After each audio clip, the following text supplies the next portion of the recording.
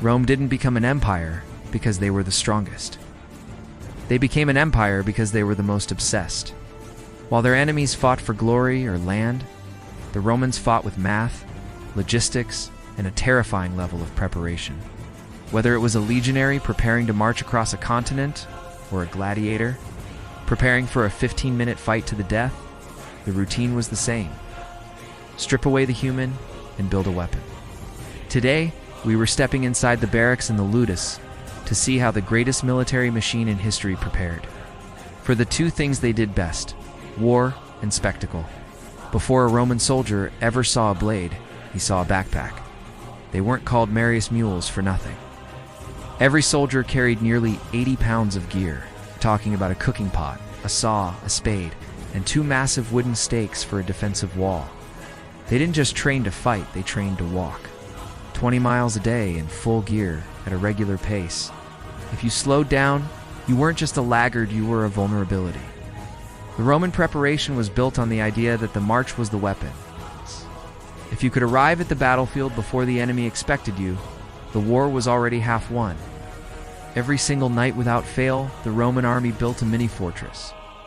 Even if they were only staying for 12 hours, they dug trenches, built walls, and laid out the streets in the exact same grid. A Roman soldier could wake up in total darkness in a strange land and know exactly where his commander's tent was. That consistency reduced panic. And in war, panic is the real killer. While the army prepared for the machine, the gladiators prepared for the moment. A gladiator's preparation was a strange mix of being a high-end athlete and a prisoner on death row. They didn't just practice, they lived in a Ludus, a high-security training camp. Forget the warrior diet of meat and wine. Gladiators were known as the Barley Men. They were fed a high-carb diet of barley and beans. Why not just for energy, but for fat? A layer of fat on the rib cage acted as a biological shield. It allowed for superficial bloody cuts that looked dramatic for the crowd but didn't hit vital organs. Preparation wasn't just about winning, it was about bleeding well. They practiced with swords that were twice as heavy as the ones they'd use in the arena. By the time they stepped into the Colosseum, the real sword felt like a feather in their hand. They were trained to ignore the screams of 50,000 people, the smell of wild animals, and the blinding heat of the Roman sun. The morning of a Colosseum event was a ritual of psychological warfare. First came the Cena Libera, the free supper. This was a public feast where fans could watch the gladiators eat their final meal. Some would brag, some would pray, but the preparation was the same.